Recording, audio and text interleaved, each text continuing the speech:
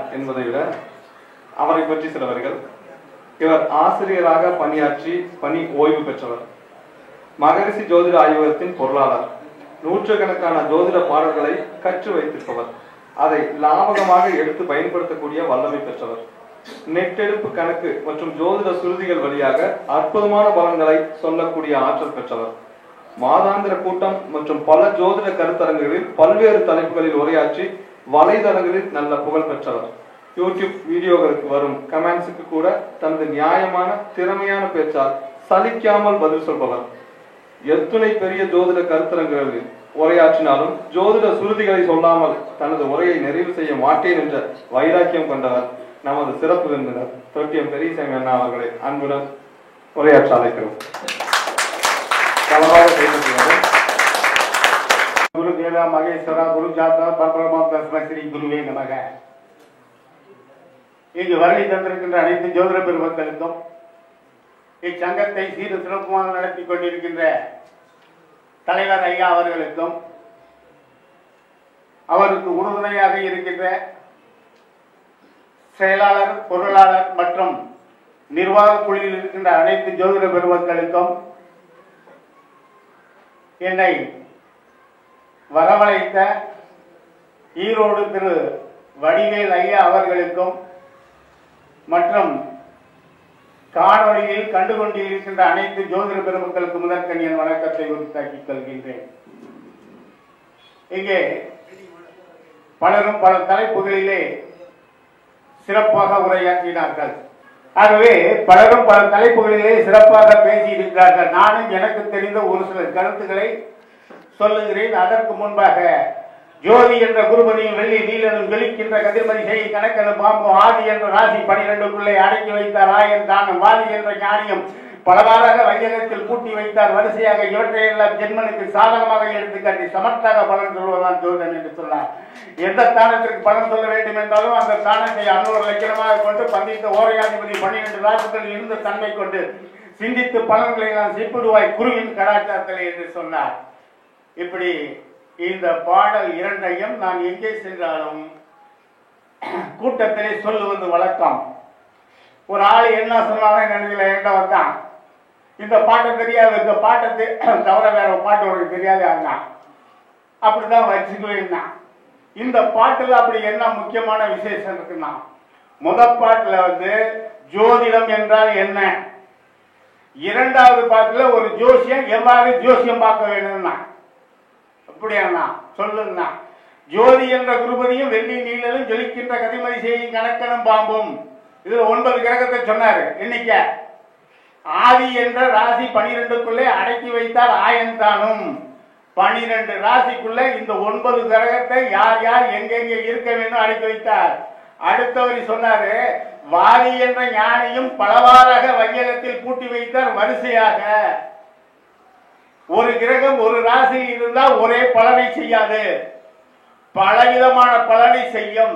ஆட்சி பெற்றிருக்கிறது, ஆட்சி பெற்றிருக்கிற காரணத்தினால் உச்சம் பெற்றிருக்கிறது, உச்சம் பெற்றிருக்கிற காரணத்தினால் இந்த கிரகம் ஓஹோ ஆகோ என்று சொன்னீர் என்றால் நீங்கள் ஜோதிடத்திலே தோல்வி பெற்றிருக்கிறீர்கள். ஒரு கிரகம் ஒரு ராசியிலே நீசம் பெற்றிருக்கிறது என்றால் அந்த நீச்ச கிரகம் நீச பலனை தான் செய்யும் என்று ஒரு முடிவுக்கு நீ வந்துடக்கூடாது.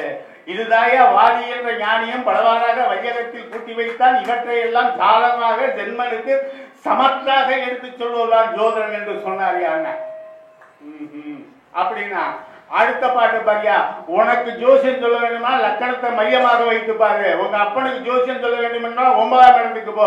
உங்க அம்மாவுக்கு ஜோசியம் சொல்ல வேண்டும்னா 4ஆம் இடத்துக்கு போ. உன் மனைவியை பத்தி ஜோசியம் தெரிஞ்சுக்கொள்ளா 7ஆம் இடத்துக்கு போ. உன் தொழிலை பத்தி ஜோசியம் சொல்ல வேண்டும்னா அப்ப நேரம் அப்படியே 10ஆம் இடத்துக்கு போ. உன்னுடைய எதிரி நீ தேர்தலில் வெற்றி பெறுவாயா தோல்வி பெறுவாயா, படிப்பிலே அதாவது போட்டி தேர்தலிலே வெற்றி பெறுவாயா தோல்வி பெறுவாயா என்பதற்கு 6ஆம் இடத்துக்கு போ அப்படின்னா இதை மையமாக வைத்துப்பார், உனக்கு ஜோதிடம் தானாகவே வந்துவிடும் சொன்னான். அந்த ஆளு லொல்லு பிடிச்சால் சொன்னா பாடல்கள் எல்லாம் நடைமுறைக்கு ஒத்து வராது என்று சொல்கிறார்கள் எல்லாம். நான் சொன்னேன், நீ சொல்றியா இல்ல வேற ஆள் சொல்ற ஆளை கூட்டிட்டு அது நடைமுறைக்கு ஒத்து வருமா ஒத்து வராதான்னு பாரு. நான் சொல்றேன், இல்லைன்னா என்னால முடியாட்டிட்டாலும் ஐயா கொடிக்கும்பன் ஜோசியர் இருக்காரு, அவர்கிட்ட கூட்டிட்டு போய் உனக்கு ஒத்து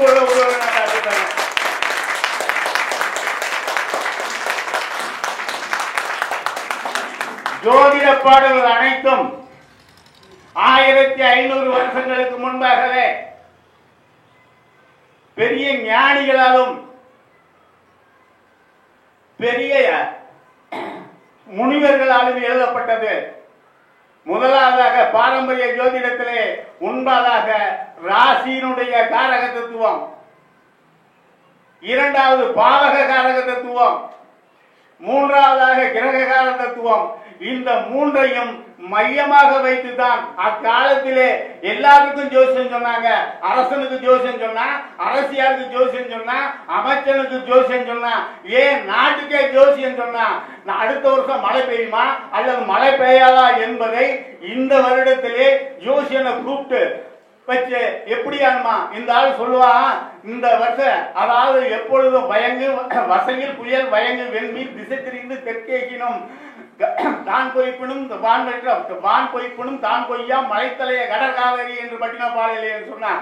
அவன் சொன்னான் மாசி மாசத்திலே இந்த வெள்ளியானது எங்க மலைக்கோளானது வெள்ளியானது ஈசான மூலையில் இருந்து எங்க நகர்கிறான் என்று பார்த்து அடுத்த ஆண்டு இப்படிதான் இருக்கும் மன்னா, அடுத்த ஆண்டு சிறப்பான மழை பொய்யும், நாட்டில் உள்ள மக்கள் எல்லாம் சிறப்பாக இருப்பார்கள், அடுத்த ஆண்டு மழை ஒழியாது, கஷ்டம் வரும், ஆகவே இந்த வருடமே தானியத்தை சேமித்துக் கொள் என்று அரசனுக்கு அறிவுரை கூறினார். எதை வைத்து? இந்த பாரம்பரிய முறையை வைத்து. அப்படின்னா அதை மையப்படுத்திதான் இந்த பாடல்கள் அனைத்தும் எழுதப்பட்டது. அப்படின்னு நீ சும்மா கூட நீ பார்த்து போற வா. 12 பாவத்துக்கு சொன்ன முதல் லக்கண பாவத்தை எடுத்துக்க.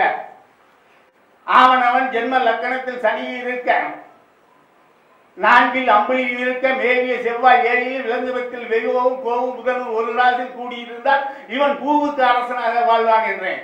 அறிந்த லக்கணத்து அதிபன உச்சமாய் செறிந்த இயந்திரம் சேர்ந்து நல்லோருடன் உறைந்து தூயர் உரை மனை உற்றிடில் நிறைந்த ஜீவன் பெறுவது நிச்சயமாவான. காணு லக்கணம் கண்டம் ஏற்பத்தில் பூணு சுக்கிரன் குந்து எதில் மற்ற கிரக தோஷங்கள் யாவும் பானு கண்ட பணி போல் விரைந்து ஓடுவேன.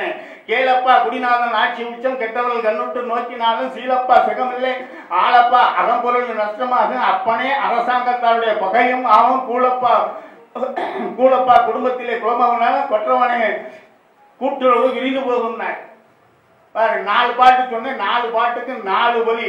முதலாவது என்னென்ன, கேந்திரங்களிலே சுபகிரகம் இருந்தால் அந்த ஜாதகன் எப்படியாவது சிறப்பாக வாழ்ந்து விடுவான். லக்னாதிபதி ஆட்சி உச்சம் பெற்று கேந்திர திரிகோணங்களில் இருந்தால் அவனுக்கு ஆயுச பத்தி சொல்லு, மீட்டாயுசன் சொல்லு. அதே போல லக்னாதிபதி ஆட்சி பெற்றிருந்து பாவ கிரகங்கள் பார்த்தால் பல விதமான துன்பத்தை அனுபவிப்பான். ஓ அப்படின்னு அடுத்த இருவனை சும்மா மாட்டேன் வா வா. அடுத்தாப்புல 2ஆம் பாவம் என்ன, தனம் குடும்பம் கல்வி வாக்கு. முதல் வாக்கு எடுத்துக்க. வாக்குநாதனை நல்லோர்கள் காண கூட நோக்க வாக்குதான் அவருக்கு செல்வம் வளருமே வாக்கில் செல்வம். வாக்குநாதனை கொள்ளார்கள் வக்கரமாக காணி வாக்குதான் அவருக்கு செல்லா வரைதனர் யோகத்தோரே. இது யாரு? புலவர் வாக்கியம் என்ற நூலிலே எழுதப்பட்டது. ஐயா தன்னுடைய நூலில் அருமையாக எடுத்துக்காட்டி சொல்லியிருப்பார். அடுத்தது மாதுள மன்னனோடு வாக்குத்தான அதிபதி கூடி கோதூரும் விரயம் வாரத்தில் உரைய ஊமையாவான். நீதிய ஓதிய தந்தை தாய் தானம் அவ்வாறு நீதியா இருப்பின் நிச்சயம் ஊமைன்னு சொன்னாரு. அடுத்தது வா தனஸ்தானத்துக்கு சொல்ற கேளு. வாக்கிற்கு கோழியும் வாய்த்தவர் லாபக்கோளும் ஊக்கமிக்கு உடையவர்களாக ஒன்றிட லக்கினத்தில் ஆக்கமும் அருளோடு அளவில்லா செல்வம் பெற்று பாக்கிய போகத்தோடு பாரில் வாழ்வார். இது நவீன ஜோதிட சிந்தாமணி. அடுத்த கௌசிய சிந்தாமணி. இதுக்கு நீ இப்படி எழுதுறையா நான் பாரியா எப்படி பாட்டு. தனஸ்தானாதிபதியை காரி சேர்க்கை தலைமகன் தன்னுடன் கேந்திரமாய் நிற்க இனத்தார்கள் சொத்துக்களை யோனை கொள்ளும் ஏனமில் மால் பொன் புதன் பார்க்கில் நினைப்பாரும் சேர்ந்திட உதவியோரெல்லாம் நினைவுறு காலம் எட்டும் பொருளை தேடி பணம்பாலை தான் குடித்து பாரியில் தீரன் என்றே அடக்கமாவான். சம்பாதிச்ச காசு தான் மட்டும் வச்சுக்காம தான் சொந்த பந்தங்களுக்கு எல்லாம் கொடுத்து உதவி செய்யக்கூடிய ஜாதகம்னு சொன்னேன். அப்படின்னா அடுத்த கல்வி சொல்றேன் கேளியானா. பொன்னும் புதனும் இரண்டின் கோவும் பொருந்திய கேந்திரத்தில் பின் திரிகோணம் ஏறி நிற்பின் உண்டா வித்தை லாபம் இன்பமாய் இவர் 8-6 இருந்திடில் இல்லையே வித்தை அன்பு சேர் கணக்கென உச்சம் பெற்றால் நல்வித்தை கூறேன். நல்வித்தை இல்ல, தமிழ் வித்தை. போ ஜாதகத்திலே கேந்திர திரிகோணத்திலே புதன் ஆட்சி உச்சம் பெற்றிருந்தால் தமிழ் அருமையாக வரும் அப்படின்னு. ஆன கேந்திரத்தில் குந்தி இருக்க 2ஆம் வீட்டதிபதியும் தான உச்சமாக தரும் புகழும் உபயமேற ஊனமில் 3 நல்லொருவர வெள்ளிய உச்சமாக மாநிலத்தில் உதித்த காலை ஜோதிடம் வகுத்த வரலாம்னா ஜோசியம் ஒண்ணுக்கு வரலாம். அடுத்த பாட்டு சொல்றீங்க. குடும்பம் வாழுகின்ற குடும்பாதிபதி ஈராலயத்தில் வந்து நின்றால் அவன் குடும்பம் விளங்காதப்பா சூழுகின்ற முதல் வீடு வலித்தீராது சுட்டு கட்டாய் இருந்தாலும் சுட்டு வேணும்னா எப்படி குடும்பத்துக்கு. அடுத்தது சொன்னாங்க குடும்பாதிபதி பஞ்சமாதிபதி குழவி 6-8-12 திட்டமாய் 12 சேயன உதித்த காலை ஊருக்கு அடங்காய் பிள்ளை ஒரு காசும் கையில் வையாங்க பிச்சைப்பையில இருப்பான். குடும்பத்துக்கு கவனிச்சுக்க மாட்டான். குடும்பத்தை விட்டு ஓடி போடுவாங்க. அனாவசியமா செலவு பண்ணுவாங்க. நீ பார்த்துக்க. அடுத்தது வீடு கட்டணுமா பாரு. அதுக்கு அழகான ஜோசியம் சொன்னார். பங்க நல் வியத்தின் மன்னன் பரிந்து 2ஆம் இடத்தில் தங்க நல் வீடு கட்டி சமர்த்தாக பொருள் செய்யுங்கள். இங்குதான் வியத்தானத்து மன்னனோடு எத்தனை கிரகம் கூடுகிறதோ அத்தனை வீடு கட்டி சமர்த்தாக வாழும் போல் ஐயா பாட்டுல இருக்கு. தனம் என்ற 2 விரைய நீக்க ஊனப்பா உப்பரிக்கை மாடக்கூடம் உதயத்தில் கட்டுவான் பாரு ஏனப்பா எங்கேனும் இன்று புந்து இல்லுமாகில் சிறப்பாமாவே. அதுக்கு வீடு கட்டுறதுக்கு மேல மாடி கட்டி அழவாழ்வான அழகான பாட்டு. அடுத்த பாட்டு ஒரு ஆள் சொன்னார். என் குருநாதர் எல்லாம் நான் சொல்ற பாட்டெல்லாம் குருநாதர் எழுதி வச்ச டைரி நோட்ல இருந்து தான் எடுக்கப்பட்டது. இருந்த 12ஆம் வீட்டதிபதி. இந்த பாட்டை பத்தி எனக்கு அதிகம் தெரியல, விட்டுட்டேன் படிக்காம. சமீபத்தில் படித்தேன். இருந்த 12ஆம் வீட்டு அதிபதி இந்த தாய் தன்மைய துணைவர் சொல்லிட்டு அடுத்த பொருந்திய மிக்க மனையால் மக்கள் தானத்தில் உறவே விருந்திய மிக்க தானத்தில் உருண்டவே திருந்தவே அத்தானத்தில் உட்டிட்டாலும் திருந்தவே அவர் வீடு அவர் தமக்காம். இத பாடு பாருங்க. ஒண்ணுல பொருள் கிடையாதுங்க. ஒரு ஜாதகத்தை எடுத்துங்க. 12ஆம் வீட்டதிபதி எங்கே இருக்காருன்னு பாருங்க. அந்த வீட்டுக்கு அதிபதியோட யார் சேர்ந்து இருக்காரு பாருங்க. சுக்கிரன் சேர்ந்திருந்தா மனைவி மேல வீடு கட்டு. தம்பி இருந்தானா தம்பிக்கு வீடு கட்டு. தம்பி பேர்ல வீடு இருக்கும். அதே போல சந்திரன் சேர்ந்திருந்தா அம்மா மேல வீடு கட்டு. இவன் லக்னத்திலேயே இருந்திருந்தாங்க ஆட்சி பெற்றிருந்தா இவன் மேல வீடு கட்டு. நான் இந்த பாடலை யோதித்து பார்த்தேன். கிட்டத்தட்ட 90 விழுக்காடு சரியாக வந்தது. 2ஆம் இடம் 3ஆம் இடம் பாப்பேன். கொற்றவா 3 குடையோர் தானும் குறிப்பாக கேந்திரத்தில் வீழ்ந்திட்டாலும் நற்றவா சனி அவனை கண்ணால் நோட்டிட்டாலும் நடமுடனே சேர்ந்து இட்டதாலும் உற்றதோர் சகோதரன் 4-5 உண்டு ஊழ்விடையா தள்ளியது போக பற்றிய சகோதர 2 பேர் பாலில் தீர்க்காயில் என்று உரைப்பாயனா வீமகரை சகோதரத்துக்கு மாதுரு ஸ்தானத்தோடும் வரும் சகோதர ஸ்தானத்தோடும் ஆதரவாய் ஒன்று கூடி அன்புடன் நாளில் இருக்க ஓதிய ஒருவன் அல்ல உடன்பிறப்பு வேறில்லை ஜாதகன் ஏகனாக தனித்த இருப்பான். அழகான ஒரு குடும்பம் அருமையான ஒரு பாட்டு சொன்னார். ஊச்சாலியாபுரம் 3ஆம் இடம் என்பதற்கு ஊச்சாலியா இருக்கிறதுக்கு அதுக்கு ஒரு பாட்டு சொன்னாரு. திரிப்பெரும் 3ஆம் தானத்தானும் சஷ்ட அஷ்ட விரையஞ்சார்ந்த குறியவன் பரத்தையின் மூலம் சாகுவான் லக்னேசன் அறிவு பலவீனனாகி அவனுடைய திரியினாலே மறுவிலான் மாயவன் என்று மாயவன் உரைத்தாரே. தவறுமா பாட்டெல்லாம் கொட்டையா எத்தனை பேர் வந்தான்னு சொல்லியா எத்தனை பேர் நான் பாட்ட சொன்னாங்க. அடுத்த 4ஆம் இடத்தை எடுத்துக்கிட்டாங்க. 4ஆம் இடத்து அதிபதியும் லக்னாதிபதியும் கூடி மேலாய் 4 ஒரு வீட்டில் இருந்து வாங்க. இவன் காலம் முழுவதும் வாடகை வீட்டு தான். இவன் சொந்தமா வீடு கட்டியிருந்தாலும் நீ வீட்டை வாடகை கூட்டி நீ போய் வாடகை குடியிரு. அப்பதான் நீ சிறப்பா இருப்ப. 4, 3, 7 நலனில்லா சனி நிற்க மாடு மக்கள் சம்பத்தும் சேதமாகும் நாக ஏழவே புதனும் சேர்ந்திருக்கின்றான் தாளவே சத்தியமாய் வேறு இனத்தை பின்பை சேர்ந்து போவான் பாருன்னா போ அப்படின்ட்டார். அடுத்த பாட்டு 4ஆம் இடத்துக்கு வித்தகனாம் நான்களோடு வியாழனும் புதனும் கூடி புத்தியா ஈரகத்தில் வந்து நின்றால் புத்தி வித்தை விவேகம் போய்விடும். இவர்கள் கேந்திர தோணத்தில் இருந்தால் சிறப்பா மாறினார். 4ஆம் இடத்துக்கு 5ஆம் இடம் அப்படியே போ பாரியான 5ல் ரவி காரி அரவுடன் செவ்வாய் நிற்க துஞ்சிடும் மாமன் என்று சொல்லவும் பேருண்டு மிஞ்சிய இருந்துட்டாலும் மீளாது அவன் குடும்பம் பஞ்சு போல் பறக்க செய்யும் பாலகன் பிறக்கத்தானே. வீமகன் அடிசார் தாய் மாமனுக்கு ஆகாது அப்படின்ட்டாரு. சரி ரைட்டு. அடுத்தாப்புல என்னது புத்திரஸ்தானமா அதுக்கு ஒரு பாட்ட சொன்னாரு. கரும்பாமும் நிலவு கூடி 5ல் வாழ கருங்குள மனைவியோடு அனுதினமும் இன்பம் துய்த்த பொழுது பெருங்குளமும் விளங்க பிள்ளையினை வெட்டித்தாலும் விரும்புகாலம் வரை விண்ணில் இருப்பாதே இல்லை மாற்றார்.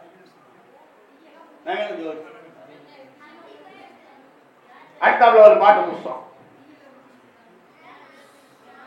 யாரு கௌசிக சிந்தாமணியில சொன்னதோர் 6 8 கூட துகளில்லா தனத்தில் மேல அன்னவன் மன்னவன் தானும் 6 8 12 நிற்க பன்னிடும் பிதுர் ஒடுக்கத்தால் பாட்டன்மார் பூமி செல்வமாலும் இன்னவன் பட்ட கடனுக்கு ஈடாக போகும் என்றார் சொன்னாரு. இவன் அப்ப அதுக்கு முன்னாடி அடவு வச்சு அல்லது ஏதாவது பண்ணிட்டு போயிருவான். அதுக்கப்புறம் இவன் தான் புதுசா வந்து சொத்து சேர்க்கணும். அதெல்லாம் அழகா பாட்டு எல்லாத்துக்கும் பாட்டு தானுங்க. அடுத்தாப்புல 6ஆம் இடம் கடன் துன்பம் ரோகம் சத்ரு ருண ரோகஸ்தானம். இப்ப இந்த 6ஆம் இடம் வந்து நிறைய பாடலுங்க. 6ஆம் இடத்தில் அம்புலிதான் நிற்க நீராக கரும்பாம்பு சேர பார்த்த மாறவன் வையகத்தில் வைசூரியாலே வேறாகும் அவையங்கள் பின்னர் தான் விரித்து சொல்லேனார். 6ஆம் இடத்தில் ஆய கருங்கோல் என்று வீராய் இருக்க மேவிய திசை பேராக வரினும் சகோதரர் பலம் குறைந்து நீராய் உயிர் விடுவோம்னாங்க. அவனுக்கு இதை பார்த்தாரு ஜாதகலங்காசிரியர். நீ இப்படி எழுதியா நாயகரம் பார்த்தார். காதலால் 6ஆம் இடத்தில் கடினதாம் தீக்கோள்கள் ஓதிய புல்லாக்கு புல்லாங்குறைந்து வேலவனை போல ஏதிரால் நமக்கெல்லாம் இடியென பலவானாக்கி பொருந்தும் சிங்கத்தை கண்டு புடமிடும் இடமும் போல இருந்த சத்துருக்கள் எல்லாம் இறந்து கை நோக்கி நிற்பார். திருந்தவே குபேரன் மேல செல்வம் பெற்று பாரினில் வருந்திடாது இருப்பான். எல்லாலும் 6ஆம் இடத்தில் இருந்த தீக்கோழி நாள்னாரு. இத கௌசிக சிந்தாமணி ஆசிரியர் பார்த்தாரு. நீ எப்படி எழுதியா நான் பாடுறேன். பொய்யிரு காரி மாந்தி பொல்லாத நாகமாரில் மெய்யிரு நிற்குமாக மிகு தவத்தின் கேள் மன்னா ஐயமற்று ஏற்ற பேரை அறுதனை காலில் பூட்டி துயவே வேறூரில் ஊட்டி துறைத்தனம் ஆழ்வான். மண்டியை நீ கேளாய் மறிவிடால் சத்துருதனை தெண்டினை செய்யும் தீரன் இவனை வென்றும் நல் வரத்தால் வந்தவன் அப்படின்னா தெண்டினை செய்யும் தீரன் இவனை என்று பண்டிதன் இவனை என்று தேவன் நல்வரத்தால் வந்தவனை என்று மண்டலம் புகழ வாழ்வாங்க. அவரு வாழ்த்திட்டு போனேன். இத பார்த்தார். நீங்க எழுதுலையா? நான் எழுதுறேன். புலிப்பாண்டியார் சொன்னார். பாரப்பானார். பகலவனும் சனியும் பாம்பும் பகல்கின்ற ஈக்கோள்கள் யாரில் நிற்க கூரப்பா குமரனையும் சத்துரு சென்றால் கோளையத்தில் புலி கண்ட பசு போல் ஆவார். ஆரப்பா அத்தளத்தான் விழுந்து கேட்டாலும் அப்பனை அரியை போல் இருப்பாங்க. இவர் எழுதினார். போட்டி போட்டுக்கிட்டு பாட்டு எழுதினாங்க. அடுத்தாப்புல வந்து 7ஆம் இடத்துக்கு போகும். 7ஆம் இடத்திற்கு கலசஸ்தானம் எல்லாத்துக்கும் தெரியும். அப்ப ஒரு ஜாதகனுக்கு அழகான மனைவி எப்பொழுது வைப்பார்? ஆனதோர் 7 இடத்தில் அரசனும் பலமாதாகி ஈனமில் பளிங்குதானும் வலுவாக இருந்திட தேனிகர் குடும்பாதிபதி சினேகர் இங்கே சேர்த்துட்டு இருந்திட தான தர்மம் உள்ள அதிரூப சுந்தரிய இவனுக்கு மனைவியாக வைப்பார். எவ்வளவு அழகான சொற்கள் தேர்ந்தெடுத்திருக்காரு பாருங்க. இப்ப இருக்கிற கவிஞன் கூட சொல்ல முடியாது. தான தர்மம் உள்ள அதிரூப சுந்தரிய இவனுக்கு மனைவியாக வைப்பார். இன்னொரு ஆசிரியர் பார்த்தாரு. இதை பார்த்த உடனே ஜாதகலகாசிரியர் கோபம் வந்துருச்சு. அந்த என்ன சொன்னாங்க? அவர் என்ன சொன்னாங்க? கணமார் குரு சுக்கிரன் ஜென்ம லக்கணத்தை சந்திர லக்கணத்தை முன்னமே நோக்கிலும் முற்றும் நண்பனே. இவன் காலகாலத்துல இவன் கல்யாணம் பண்றாங்க. அடுத்த வரி அப்படியே பின்னாடி போனாரு. என்ன சொல்ல? சனி சூழ் மதி லக்கணத்தை மதியையும் லக்கணத்தை சனி செய் பாவர் நோக்கமுறை மனம் செழித்தும் தலை நரைத்தும் வாழ்க்கைப்படான் மாநிலத்திலே அவர் எழுதிட்டார். எப்படி அழகான ஒரே பாடல் 2 வரி. இவன் கல்யாணம் பண்ணுவேன், இவன் கல்யாணம் பண்ண மாட்டான். இன்னொரு ஆள் போனாரு. அப்படியா? ஏலவன் களத்திரக்காரனாகி தாழ்விடமான எட்டதலிலே நின்றிட்டாலும் சுற்று சூழம் வந்தாலும் சூழ்நிலை சரிந்த பின்னே மிக்க மனம்தான் நடந்திடும் பின்னாளிலே. 30 வயசுக்கு இந்த ஆளெல்லாம் இப்படி ஆடுற ஜாதகம் 30 வயசுக்கு முன்னாடியே அவனுக்கு பொண்ணு பார்க்க வேணாம்னு சொல்லியான்ட்டாரு அவரு சூசகமா. அப்படியா? இன்னொரு ஆள் எழுதலாம். மேலிய 7 8 விளங்கிய 12 தாமிய உதயன் நாங்கில் சனி குசனார் நின்றோ கான்றோ ஆவலாய் முடித்த தாரம் அவன் கொசிப்பில் மாண்டு பாவி போல் அலைவான் பண்புறு தவத்தின் மன்னானா. இவன் எத்தனை தாரமா கட்டினாலும் இப்படிதான் அலைவான் அப்படின்னா. இதெல்லாம் பார்த்த உடனே புலிப்பாண்டியார் பார்த்தாரு. அப்படியா? பால்மதியும் பரமகுரும் ஏழில் நிற்க சீரப்பா ஜென்மனுக்கு வேட்டல் இல்லை செந்திருமால் திருமாலின் வேலைக்கு நிற்பார் கூறப்பா குமரியவள் இல்லாமல் குமரனுடைய அங்கிசமும் நாசமா போச்சுன்னு அவர் எழுதினார். இத பார்த்தாரு கேரள ஜோதிடம்னு ஒரு ஆசிரியர். அவரை எழுத ஆரம்பிச்சார். இப்படி எழுதியா? நான் எழுதுறேன் பாரியா. குரு மதி கூடி ஏழில் கோலமாய் நின்றாராகி மறிவிடும் இரு சுபரை என்று நீ மகிழ்ச்சியாய் சொல்ல வேண்டாம். வருவது களத்திற்கு ஆணி அங்கிசமும் நாசமாச்சு திருமிதும் இல்லை கண்டாய் செல்வமும் நாசமா போச்சுன்னாரு அவரு. எவ்வளவு அழகான போட்டுட்டார். அப்படியே 8ஆம் இடத்துக்கு பாயிருக்காங்க.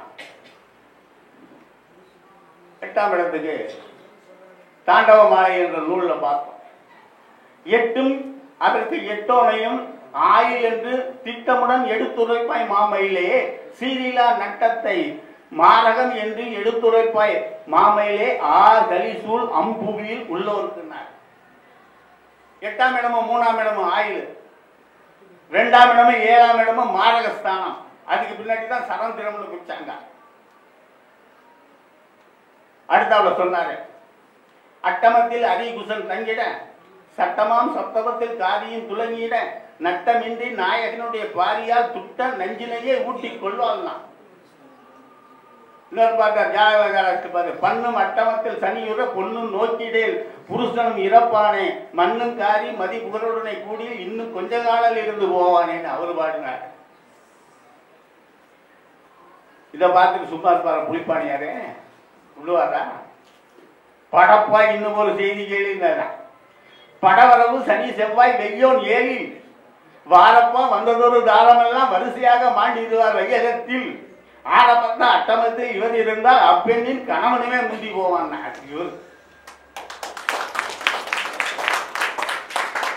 அடுத்தாப்புல 9ஆம் இடத்துக்கு போவோம். அப்படின்னு நம்ம கொஞ்சம் 20 நிமிஷம் 25 நிமிஷம் கொஞ்சம் கொஞ்சமா குறைச்சுக்குவோம். வேறு இனத்து பெண்ணை சிறப்பாக சேர்ந்தடைவான் ஜெகத்திலே. தெரியுதாயாங்க? உலகத்தில் நடக்காதான்னா நான் சொன்னேன் இது கிடையாது. அடுத்த வரி தான் வந்து ஹைலைட்டே அவருக்குன்னா ஊனப்ப உதயனும் கண்ணுற்று நோக்கினாலும் உலகத்தில் ஒருத்தரும் பாரானாய் உத்தமனே உலகத்தில் ஒருவரும் பாரானா. யோ என்னையா உங்களால எப்படி பாட்டு இருக்காங்க? அதுதாயா புலிப்பானின்னு. இவர் யார வச்சு யார மனசில் வச்சுக்கிட்டு இந்த பாட்டு எழுதினா தெரியுங்களா? போகரை மனசுல வச்சுக்கிட்டாரு. ஏன்னா போகர் கொஞ்ச நாள் இங்க இருந்துட்டு நேர எங்க போனாரு? சீனாவுக்கு போய் அங்க போய் என்னமோ பண்ணிட்டு வந்தாரு. நீ என்ன பண்ண எனக்கு தெரியாதையான்னு சொல்லிட்டு யாரு எழுதினாங்க இந்த பாட்டை? புலிப்பாணியார் அழகா இந்த பாட்டை எழுதிட்டார். சரி ரைட்டு, நீ சொல்றலாம் சட்டம். அடுத்த வரி சொன்னாரு அதுக்கு என்ன வேணப்பா போகருடைய கடாச்சாரத்துல விளம்பினேனே புலிப்பானே. அதுக்கு என்ன உனக்கு சரியா சொல்றேன் கேளியான்னா என்ன சொல்ல தெரியலங்க. இப்ப நீதிமன்றத்தான் போ. ஒரு ஆளு நீ திரைப்படங்கள்லாம் பார்த்திருப்ப. ஒரு ஆளு கூண்டுல உட்கார்ந்து நின்றுகிட்டு இருப்பான். அப்போ சொல்லுவாரு ஒரு ஆளு புஸ்தகத்தை வச்சுக்கிட்டு நான் சொல்வதெல்லாம் உண்மை, உண்மையை தவிர வேறு இல்லை என்று சொன்ன உடனே நீதிபதி அதுல சீல் வச்சு கையெழுத்து போட்டு கொடுத்துறாரு. இவன் வாக்கு மூலம் எப்பொழுதும் உறுதியானு. அதே போலதாயா இங்க புலிப்பாணி என்ன சொல்றது? நான் சொல்வதெல்லாம் உண்மை, உண்மையை தவிர வேறு சொல்ல மாட்டேன்.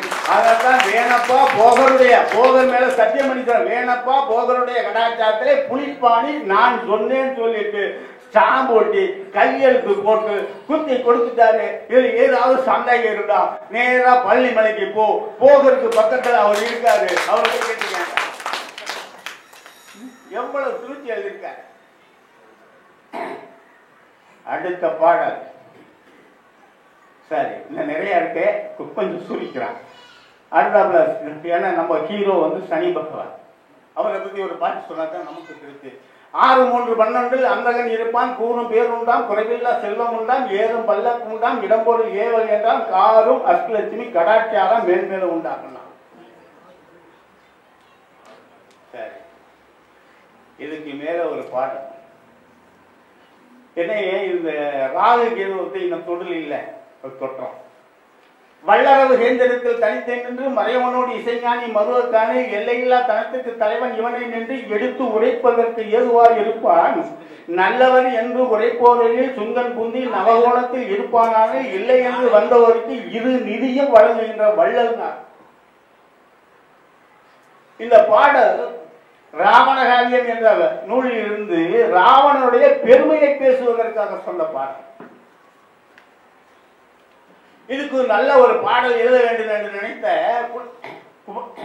ஜாதகநலன் ஆசிரியர் என்ன எழுதினார்னா அழகான ஒரு பாட்டு. ஆமையிடம் எருசுரா 2 கண்ணி 5 இடத்தில் கருணாக வந்தவாறு பூமியிட தண்ணீர் புயல் ராஜயோகம் சேப்புவாய் புவி அவர்கள் சொன்னாங்க. அரவுக்கு ஈடு கொடுத்தவன் அம்புலிக்கு இயந்திரத்தில் சுங்கனோடு கூடியில் அளவிலா கடன் தேடுவன் சட்ட ராஜன் இயற்கைக்கு ஏதி இட்டமுடன் பொன் பார்ப்பான் ஆயு அஷ்டலட்சுமி யோகம். பாரு இவ்வளவு பாட்டுக்கு நான் விளக்கம் சொன்னேன். இந்த ஒரு பாடல் நீயே விளக்கம் சொல்லுன என்னையான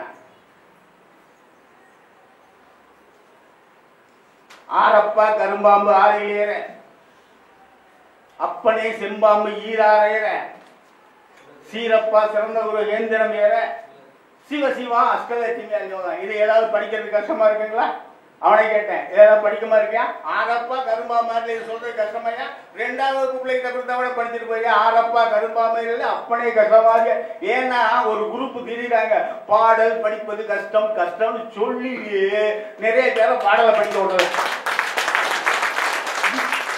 எவ்வளவு எளிமையா எழுதியிருக்காங்க. அதுக்கு அந்த விளக்கம் சொன்னேன். 6ல் ராகு இருந்து 12ல் கேது இருந்து குரு ஜெயந்திரன் இருந்தா நல்லது. சரி ரைட்டு. அடுத்தவரை சொல்றேன் கேள்வியாங்க. கூறப்பா கிணங்களுக்கு பழி கொடுத்து கிணத்தில் உள்ள திரவியங்கள் தான் எடுத்து பார்ப்பவா பாரப்பா பாக்கியங்கள் தானும் பார்ப்பான் பண்பாக புளிப்பானி சொன்னேனே இணையாங்க. இதுதான் நடைமுறைக்கு ஒத்து வராதுங்க.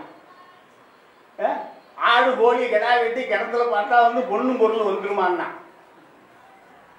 இப்படி தாயா நிறைய பேர் தெரியுறீங்க. பாடலை படிச்சுட்டு பொருள் தெரியாம என்ன இது விவசாயிகளுக்கு சொல்லப்பட்ட பாடல்.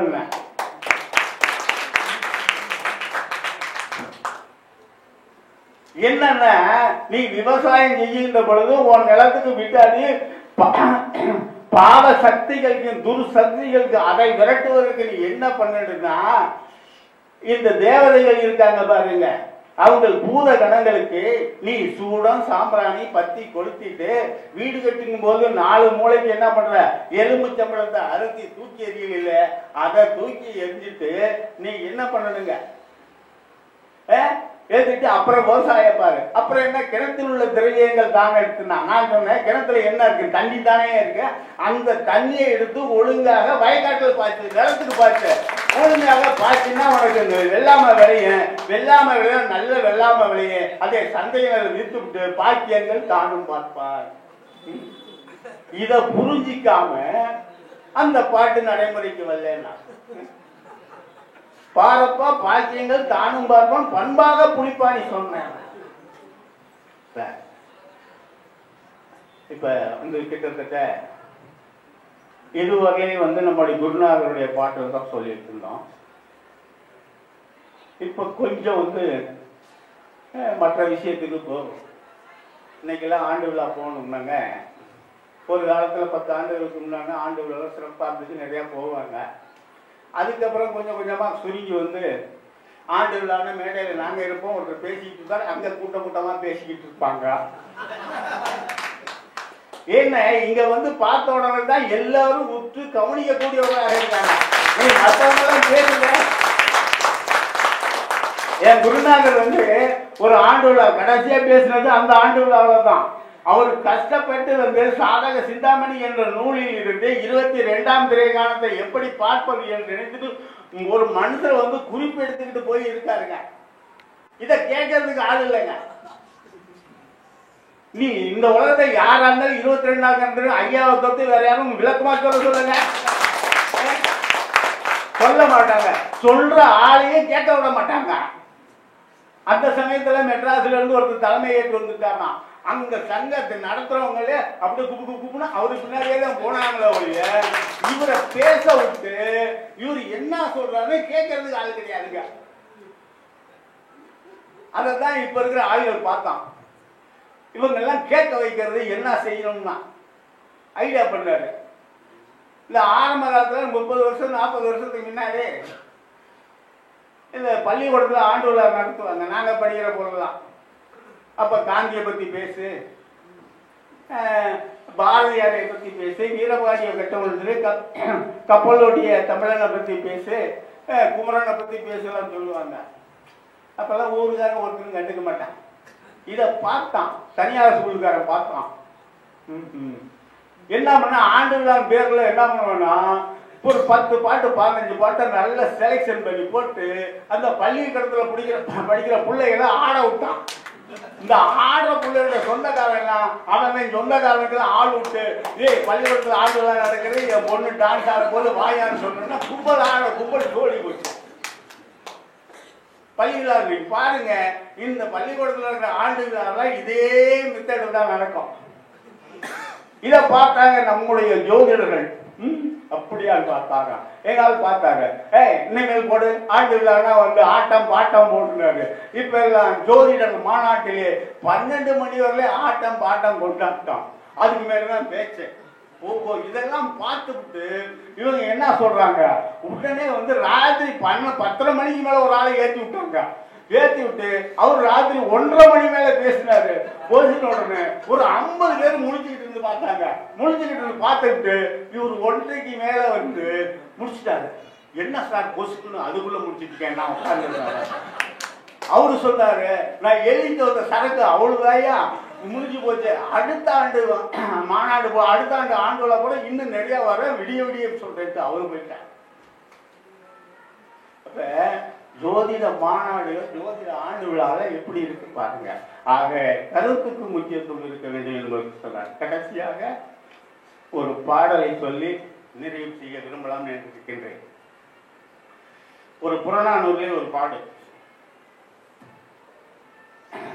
கற்றல் நன்றே கற்றல் நன்றே உற்றுளி உதைக்கும் உருவர்கள் கொடுத்தும் பிட்ட நிலை முடியாத கற்றல் நன்றே என்று சொன்னார். பிறப்போர் என்ன உடல் வைத்துள்ளும் சிறப்பின் பாலால் காய் மனம் தெரியும் ஒரு குடி பிறந்த பல்லோருடன் மூத்தோன் வருகை என்று எண்ணாது அவருள் அறிவுடையன் ஆறு அரசு செல்லும் வேற்றுமை தெரிந்த நாப்பால் கீழ்ப்பால் ஒருவன் கற்பில் மேற்பால் அவன் கண் படுமைனான். இந்த பாடல் எனக்கு ஏன் பிடிச்சதுனாங்க, அருமையான பாடல். இதை எழுதியவன் பாண்டிய மன்னன் ஆரிய படை கடந்த நெடுஞ்செழியன் எழுதினான். கற்றல் நன்று, கற்றல் நன்று தான். அதை விட அடுத்த சொன்ன கற்றல் நன்றே கற்றல் நன்றே. எத்தனை பேர் ஜோசியம் பார்க்கிறாங்க, ஜோதிட பாடல் பார்க்கிறாங்க, மேலோட்டமான ஒரு பொருள். அதோட உள்பொருள் சொல்றதுக்கு யாராவது தமிழ்நாட்டில் இல்லைங்களா? ஐயா மட்டும்தான் சொன்னாரு. இந்த பாட்டினுடைய வெளிப்படையான பொருள், இதனுடைய துணை விதி இதுதான் சொன்னாரா இல்லையா? அவருடைய இதுல இருந்துட்டு இல்ல வேற யாரும் நீங்க கேளுங்க. அதான் சொன்னாரு, கற்றல் நன்றி கற்றல் நன்றி. அடுத்த சொன்ன உற்றுளி உதவியும் உருவொருள் கொடுத்தும் பிற்ற நிலை முடியாது கற்றல் நன்றேன். எவ்வளவு அழகான பாருங்க. என் குருநாதர்கிட்ட பேசிட்டு இருக்கும்போது சொன்னார், என்ன சொன்னார்னா, தம்பி என் கிட்டையில இருந்து பள்ளிப்பாளையத்துல இருந்து ஒரு 6, 7, 8 பேர் என்கிட்ட வந்து படிச்சாங்கன்னாரு. சரிங்க அண்ணன். அடுத்தாப்புல வந்து புத்தனூர் புதுப்பாளையத்தில் இருந்து ஐயா வந்து படிச்சாங்க, காலையில இருந்து வந்துருவாரு, டிஃபன் பாத்திரம் சாப்பாடு கட்டுக்கு வந்துருவாரு, சாப்பிட்டுட்டு சாயந்தரம் 5 வரலையும் இருந்து படிச்சுட்டு போவாரு. சார் ரைட்டு விட்டா. 3வது வார்த்தை சொன்னாரு. என்ன சொன்னாருன்னா, கொடிக்கம்மன் ஜோதிடர்கிட்ட நான் கூட அவர்கிட்ட ஜோதிடருக்கு முன்பு நிக்க முடியாதுட்டார். நானே சந்தேகத்துக்கு அவரை நான் கேட்பேன்ட்டாரு.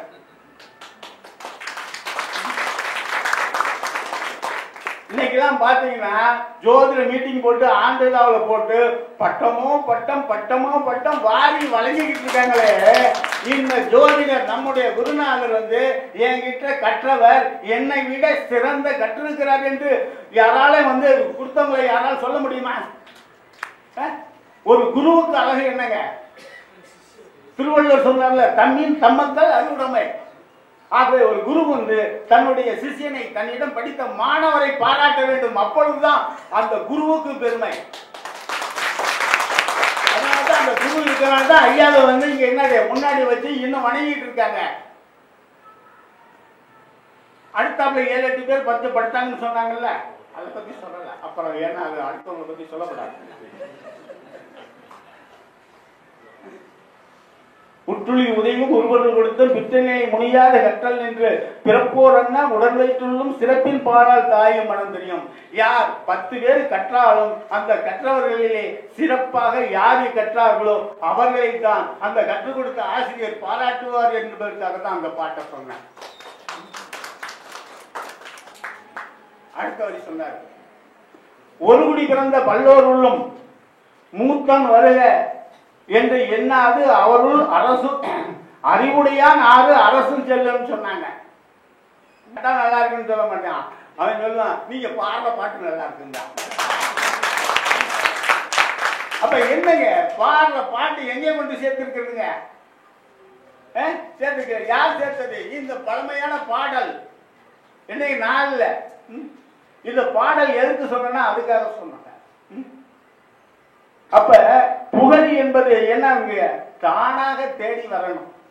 அத்தாரகத்தில் இருந்த அரசன் மன்னர் எல்லாம் ஜோதிடனை எங்க அமைச்சர்களை வச்சுக்கிட்டான். இன்னைக்கு அரசு அதிகாரிகள் பெரிய பெரிய ஆலையை சுத்திக்கிட்டு இவன் புத்தகத்தை வச்சுக்கிட்டு பஞ்சாயத்தை நான் ஜோதிச்சுன்னு அங்க சுத்திக்கிட்டாங்க. அவன் தேடி வரணும். அடுத்த வரி அழகான வரி சொன்னாரு, வேற்றுமை தெரிந்த நாப்பால் உள்ளும் கீழ்பால் ஒருவன் கற்பின் மேல்பால் அவன் கண் படுமைனாங்க.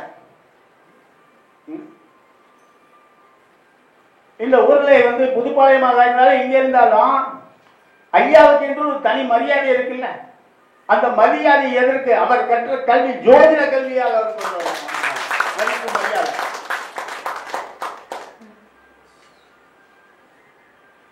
முப்பது வருஷத்துக்கு 35 வருஷத்துக்கு முன்னாடி நான் ஒருத்தர் ஜோசியம் பார்க்க போனேன். நான் அப்ப மிதி வண்டியில தான் போனேன், வேலை இல்லை. அவரு பட்டியல் இனத்தை சார்ந்தவர். நான் போய் நிக்கிறேன். அங்க இருந்து பாத்தீங்கன்னா ஒரு 7-8 காரு 35 வருஷத்துக்கு முன்னாடியே நின்றுச்சு. பார்க்கலாமா வேண்டாமா? அப்ப அந்த ஜோசியர் கேட்டார், கொண்ட வாப்பா தம்பி ஜோசியம் பார்க்கத்தான் கொஞ்சம் ஜாஸ்தி கொடுத்து வாங்கி வச்சுட்டார். கடைசியில எல்லாம் போனதுக்கு அப்புறம் எனக்கு பார்த்துட்டு சொல்லிட்டு எல்லாத்துக்கிட்ட 2 ரூபா வாங்கினாரு. என்கிட்ட 2 ரூபா வாங்கல. மத்தியானம் ஒரு கலர் வாங்கி கொடுத்தாரு. நீ பட்னியா இருக்க, அடுத்த ஆள்கிட்ட வாங்கின 2 ரூபா காசு என்கிட்ட கொடுத்து போய் சாப்பிட்டு போனார். எவ்வளவு அருமையான ஜோசியர்கள் வந்து இந்த சமுதாயத்துக்கு தொண்டு செஞ்சிருக்காங்க பாருங்க. இல்ல நீ 1000 ரூபாய் அனுப்புனாதான் ஜிபேல அனுப்புனாதான் உனக்கு ஜோசியம் பார்த்துன்னு சொன்னாரா? நீ ஜிபேல அனுப்பு, ஒரு டேட் ஆஃப் பர்த் சொல்லு, நான் கணிச்சு நான் ஜோசியம் சொல்றேன், எனக்கு நேரம் இருக்குன்னு சொன்னாரா? கிடையாது. அப்ப ஜோசியத்தை எப்படி வளர்த்திருக்கார்கள் பாருங்க. நாட்டுல எத்தனையோ சட்டம் போடலாம், சமத்துவம் சமதர்மா இருக்கு. இங்க எவ்வளவு அருமையாக இந்த ஜோதிடம் வந்து சமத்துவத்தையும் சமதர்மாயத்தையும் எடுத்துக்கொண்டு போது பாருங்க. அடுத்தாப்புல ஒரே ஒரு கருத்தை சொல்லி நிறைய பேர் என்ன நிறைய ஒட்டிட்டாரு. இப்ப நீங்க ஒரு சிறந்த ஜோதிடம் நன்றாக கல்வி கற்றுவிட்டால் நீங்க எங்க வேணாலும் இருக்குங்க. உங்க ஊருக்கு பக்கத்துல ஒரு குடிசையை போட்டுக்கிட்டு இருந்தீங்கன்னு வச்சுக்க, தமிழ்நாட்டில இருந்து அத்தனை பேரும் உங்ககிட்ட ஜோசியம் பார்க்க நேரா வந்துருவாங்க. வந்து உங்ககிட்ட காத்திருந்து ஜோதிடம் பார்த்து விட்டு நீ காசே வேண்டாம்னு சொன்னீங்கன்னா இல்ல இல்ல புடிங்கன்னு சொல்லிவிட்டு உன் பாக்கெட்ல வழினா அந்த காசை குடிச்சிட்டு போகும். ஏன்? நீங்கள் ஜோதிடத்தை முறைப்படியாக கற்றுவிட்டால் எந்த காலத்துல உங்களுக்கு பெருமை எங்கெல்லாம் இருந்து உங்களுக்கு ஜோதிடம் பார்க்க வருவார்கள் என்று சொல்ல முடியாதுங்க. அந்த அளவுக்கு உயர்ந்த ஜோதிடம் வேண்டும் என்றால் ஐயா போல வந்து அவர்கள்ட்ட சிறந்த ஜோதிடத்தை கற்றுக்கொள்ள வேண்டும் என்று சொல்லி எனக்கு வாய்ப்பளித்த இந்த சங்கத்தாருக்கும் ஐயாவுக்கும் மீண்டும் நன்றி கூறி விடைபெறுகிறேன். நன்றி, வணக்கம்.